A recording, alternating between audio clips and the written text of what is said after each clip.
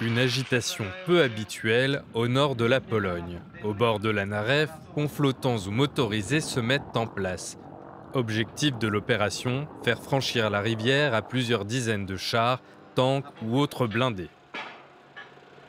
Cet exercice est un exercice multinational, interallié, qui est conçu par US Army en Europe et auquel nous participons. Et c'était un exercice qui était planifié de longue date. Ce franchissement de fleuve a lieu dans le cadre de Defender Europe, un exercice militaire annuel. Mais cette année, l'ampleur est tout autre. C'est le plus grand déploiement de soldats américains sur le sol polonais depuis la création de l'OTAN. Bien entendu, tout cela se déroule sur fond d'une guerre en Ukraine que nous suivons de près et qui représente une énorme menace. C'est donc une bonne chose dans cette veine que cet exercice montre à quel point la coordination et la coopération des alliés de l'OTAN se déroulent bien. L'exercice est périlleux, mais c'est un succès. Une démonstration de force alors que la Russie a récemment perdu un bataillon entier en voulant franchir la rivière Donets. Si l'ambassadeur américain n'hésite pas à parler de menaces venues de l'Est, les militaires, eux, choisissent des mots plus prudents. Nous sommes toujours prêts, vous savez, nous nous tenons toujours prêts.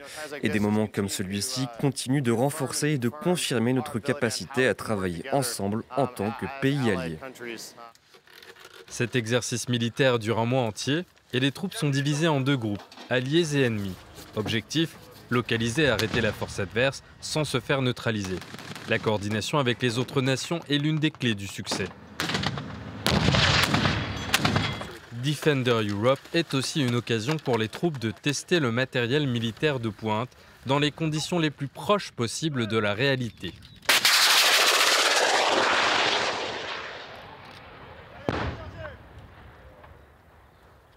Donc, il s'agit d'un tir coordonné avec des véhicules blindés qui tirent avec de la troupe débarquée à proximité.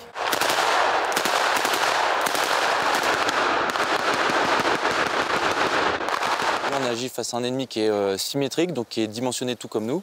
Donc par conséquent, qui dispose de moyens importants, de moyens anti-chars, de véhicules blindés, qui a un rapport de force qui nous est défavorable pour la mission d'aujourd'hui. Le choix du nord-est de la Pologne n'est pas anodin pour les alliés de l'OTAN. L'exercice se déroule à proximité du corridor de Suwałki. Cet espace stratégique est le chemin le plus court entre l'enclave russe de Kaliningrad et la Biélorussie. Si le corridor venait à être pris, l'OTAN ne serait plus en mesure d'envoyer des troupes terrestres vers les pays baltes de l'autre côté. Mais l'enjeu n'est pas que militaire. Les habitants de la ville de Seini, à quelques kilomètres de la frontière, prennent l'éventualité d'une menace très au sérieux, comme l'explique cet adhérent au club de tir de la ville. Vous devez vous inquiéter. Même les Romains disaient que si vous voulez la paix, préparez la guerre. Les membres de notre société pratiquent le tir sportif. Ils sont collectionneurs d'armes, chasseurs. Ils utilisent leurs compétences dans leurs domaines respectifs.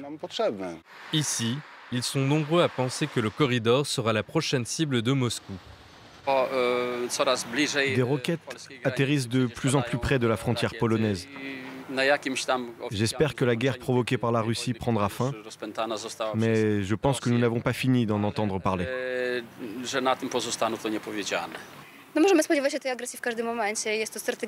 Nous sommes dans un territoire stratégique, donc il faut nous attendre à une agression à tout moment. Comme vous pouvez le voir, toute notre vie est ici. On espère ne pas subir le même sort que nos voisins ukrainiens. Une opinion partagée par le maire de Seini. Il a été élu en 2014, alors que la Russie venait d'annexer la Crimée. Un épisode qu'il n'a pas oublié.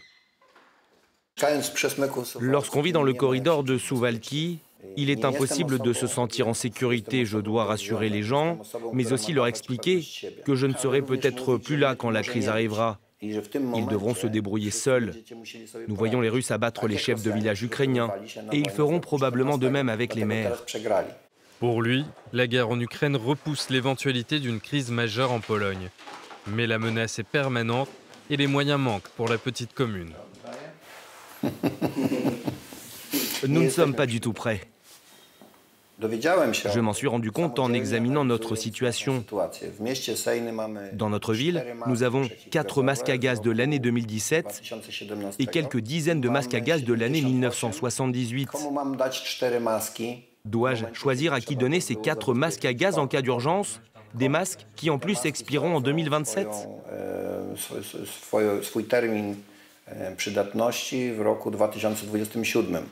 Le maire de la ville craint qu'en cas de crise, seules les communes les plus riches seront en capacité de se doter de moyens de protection. Il en appelle à l'Europe pour créer un mécanisme d'achat et de répartition des équipements de sécurité. Du matériel qui pourrait être déterminant si la guerre venait à franchir les frontières de l'Union européenne.